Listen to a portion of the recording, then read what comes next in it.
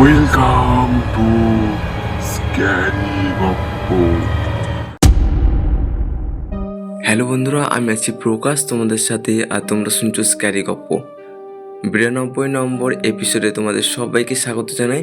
আজকে আবার একটি নতুন ভূতের গল্প নিয়ে চলে এসেছি। তোমরা সবাই চলে এসেছো রোজ 8টার সময় গল্প শুনতে। আজকের গল্পের নাম হচ্ছে বেশভূতের গল্প। যে ভূত থাকে বাঁশবাগানে তাদেরকে বলা হয় বেশভূত। এরা কখনো মানুষের কোনো ক্ষতি করে না, সুযোগ পেলে বরং উপকারই করে। আর সে উপকার এমন যে মানুষের পক্ষে করা তা খুবই কঠিন। এক গরিব চাষি, নাম নগেন্দ্র জানা, বেচারার একমাত্র মেয়ে। দেখতে দেখতে বড় হয়ে উঠল মেয়েটা। এবার তার বিয়ে থা দিতে হবে। দিতে তো হবে, কিন্তু দেবে কি করে? মেয়ের বিয়ে দেওয়ার সামর্থ্য কি আছে নগেন্দ্রের? খুব গরিব সে, পেটই চালাতে পারে না ঠিক মতো। এই অবস্থায় মেয়ের বিয়ে দেবে কি করে? মাথায় হাত দিয়ে ভাবতে বসলো নগেন্দ্র, কিন্তু ওই ভাবায় সার, ভেবে কোনো কিছুই সে করতে পারে না। একদিন নগেন্দ্র পুকুর পাড়ে বসে ভাবছে, কি করা যায় মেয়েটার জন্য। আর তো এভাবে চলে না। সামনের বৈশাখ মাসে যা হোক একটা ব্যবস্থা তো করতেই হবে। নগেন্দ্র বসে ভাবছে, এমন সময় একটা লোক এসে তার পাশে দাঁড়ালো।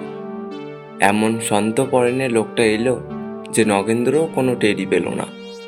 লোকটা বলল, এই যে শুনছো? চমকে উঠল নগেন্দ্র।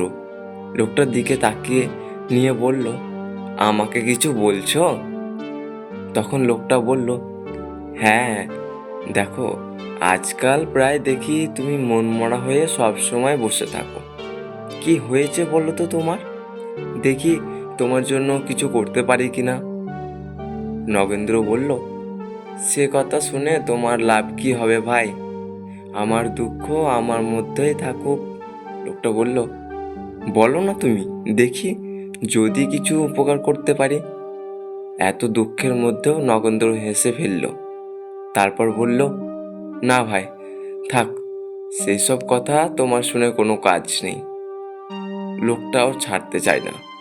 সে বলল, আহা, আমাকে বলতে তোমার আপত্তি কিসের? এবার বলল নগেন্দ্র, সব কথাই খুলে বলল সে। তারপর বলল, উপায় তো কিছু নেই। একমাত্র মেয়ে, মেয়েটা বড্ড আদুরে। ভালো ছেলে দেখে যে বিয়ে দেব মেয়ের, সে উপায় তো আমার নেই। অমন সোনার প্রতিমা মেয়েটাকে বাদুরের হাতেই তুলে দিতে হবে শেষ পর্যন্ত।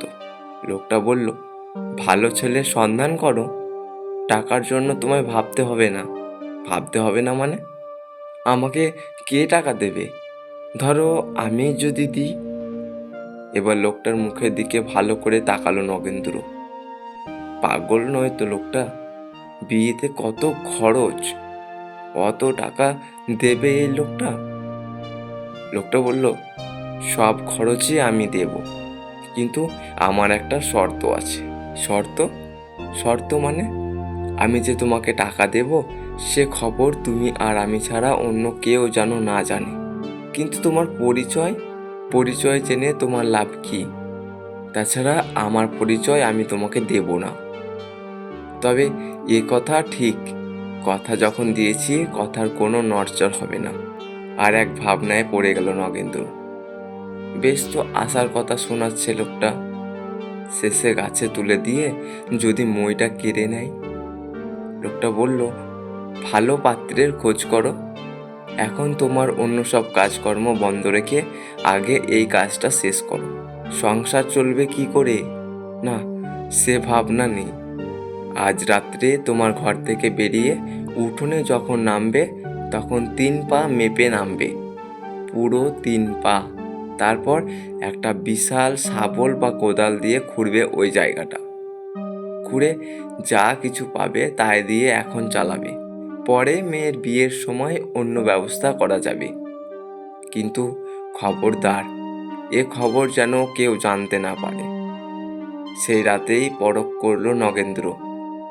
না, মিথ্যে নয় কথাটা, সত্যি সত্যি। একটা কলসিতে অনেক টাকা পেয়ে গেল সে।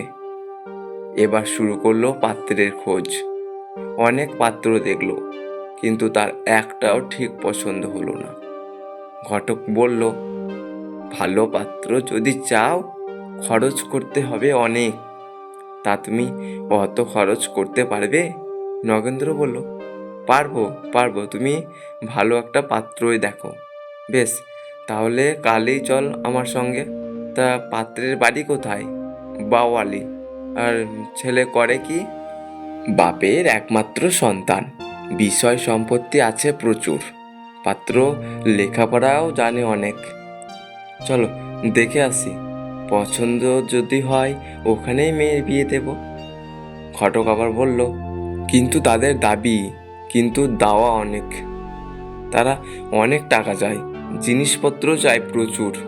নগেন্দ্র বলল, সেসবের জন্য কোনো আটকাবে না, মোট কথা ভালো পাত্র চাই।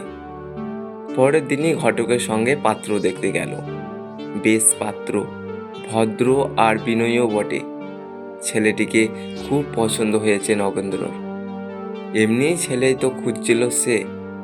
ব্রাহ্মণ এলো, পাঁজি দেখে দিনক্ষণ স্থির হয়ে গেল সেই দিনই। সামনের বৈশাখ মাসে বিয়ে হবে। 15 তারিখ খুব ভালো দিন। দিনক্ষণ তো পাকা করে ফেললো। এবার বাকি আসল কাজ, অর্থাৎ টাকা জোগাড়। বাড়িতে এসে ভাবতে বসলো নগেন্দ্র, এখন কি করে দেখা করা যায় সেই লোকটির সঙ্গে। পরের দিন ঠিক দুপুরবেলা সেই পুকুর পাড়ে গিয়ে বসে রইল নগেন্দ্র। কিছুক্ষণ বাদে এসে পড়ল সেই লোকটি। বলল, কি পাত্র ঠিক হয়েছে? হ্যাঁ হয়েছে, কিন্তু তাদের দিতে হবে অনেক। লোকটা বলল, সে ভাবনা তো তোমার নয়, টাকা যা লাগবে তা আমি তোমাকে দেব। দিনক্ষণ ঠিক করেছো তো? হ্যাঁ ভাই, সামনের বৈশাখ মাসের 15 তারিখ। তাহলে টাকা করি তো এক্ষুনি চাই। তা তো চাই, ঠিক আছে, টাকা তুমি ঠিক সময় পেয়ে যাবে। বলে একটু লোকটা থামলো। তারপর বলল, অমাবস্যার আর 3 দিন বাকি আছে। অমাবস্যার রাত্রে একটা থলি রেখে যাবে ওই যে বাঁশঝাড়টা দেখছো, ওর তলায়। ভোর হওয়ার আগে এসে থলিটা মনে করে নিয়ে যাবে। লোকটার কথা শুনে খুব খুশি হলো নগেন্দ্র। 3 দিন বাদে এলো অমাবস্যা। সন্ধ্যার পরেই একটা থলি রেখে এলো নগেন্দ্র সেই নির্দিষ্ট বাঁশঝাড়ের তলায়। সারা রাত আর ঘুম হলো না নগেন্দ্রর। এ অবস্থায় কেউ কখনো ঘুমাতে পারে? ভোর হলো, নগেন্দ্র গেল সেই বাঁশঝাড়ের তলায়। গিয়ে দেখে থলি ভর্তি টাকা। দেখে কি আনন্দটা নাই হয়েছিল নগেন্দ্রর। থলিটা বাড়ি নিয়ে এলো নগেন্দ্র, লুকিয়ে রাখলো থলিটাকে। চোর ডাকাতের ভয় কি কম? 15ই বৈশাখ, বেশ ধুমধাম করে বিয়ে হয়ে গেল মেয়ের। গ্রামের বহু লোককে খাইয়েছে নগেন্দ্র। বেড়াপাড়া, দাসপাড়া, সাদরাপাড়া, জানাপাড়া, বলতে গেলে গ্রামের প্রায় অর্ধেক লোক খেয়েছে আর আশীর্বাদ করেছে নগেন্দ্র মেয়েকে। গ্রামের 2-1 ধনী নিজের মধ্যে বলাবলি করলো, ব্যাপার কি, এত টাকা নগেন্দ্র পেল কোথায়? কেউ আবার ফিসফিস করে বলল, ডাকাত দলে নাম লেখায়নি তো? আরেকজন বলল, অসম্ভব, ওর মতো লোক কখনো কুপথে যাবে না, কিন্তু পূর্বপুরুষের কোনো সঞ্চিত অর্থ পেয়ে থাকতে পারে। কিন্তু আসল ঘটনা কেউ জানতেও পারলো না। নগেন্দ্রর মনে এবার একটা প্রশ্ন দেখা দিল, কে ওই লোকটা? কিন্তু লোকটা যে পরিচয় দিতে চায় না, কি করে জানা যাবে তার পরিচয়?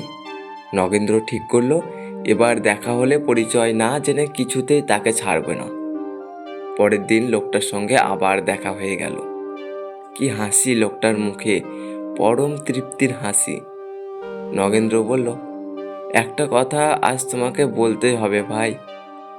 বলো, কি জানতে চাও আমার কাছে? তোমার পরিচয় আমি জানতে চাই। একান্তই জানতে চাও তাহলে? হ্যাঁ ভাই, নইলে মনে আমি কিছুতেই শান্তি পাচ্ছি না। তুমি যেই হও, তোমার পরিচয় পেলে আমি খুব খুশি হব। লোকটা বলল, নিতান্তই, যখন জানতে চাও তখন বলি শোনো। আমি মানুষের বেশ ধরে থাকলেও আমি মানুষ নই। সে কি? মানুষ নয় মানে? দিব্যি মানুষের মতো কথা বলছো, অথচ বলছো মানুষ নও তুমি। লোকটা বলল, আমি ভূত।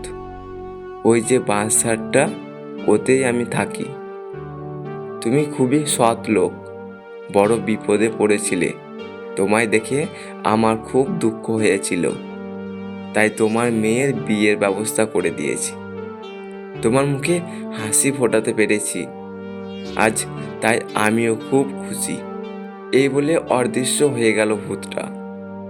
এরপর কত চেষ্টা করেছে নগেন্দ্র সেই ভূতের সঙ্গে দেখা করার, কিন্তু তার আর দেখা মেলেনি। কে জানে, হয়তো এদেশ ছেড়ে অন্য কোনো দেশে চলে গেছে সেই বেশভূতটা। আজকের এই গল্পটা কেমন লেগেছে তোমরা অবশ্যই কমেন্ট করে জানিয়ে দিও। আর তোমরাও গল্প লিখে পাঠাতে চাইলে ডেসক্রিপশন বক্সে মেল আইডি দেওয়া আছে, সেখানে তোমরা মেল করে দিও। আর গল্পটা সবার সাথে শেয়ার করে দিও, একটি লাইক করে চ্যানেলটিকে সাবস্ক্রাইব করে সঙ্গে থেকো। তোমাদের সাথে দেখা হচ্ছে পরবর্তী একটা গল্পে।